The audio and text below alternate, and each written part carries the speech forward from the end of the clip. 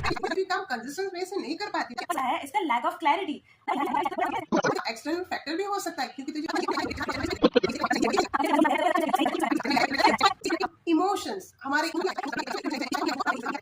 Will power और last fifth है habitual behaviour. तुझे पता है हैबिट हमारी बचपन से बनती आ रही है, तो हमें हैबिट के ऊपर कॉन्शियसली एफर्ट डाल के बनाना होगा। हम जितनी कॉन्शियसली एफर्ट डाल के गुड हैबिट को डेवलप करेंगे, हम हमारे सक्सेस और अचीवमेंट की तरफ आसानी से पहुंच पाएंगे।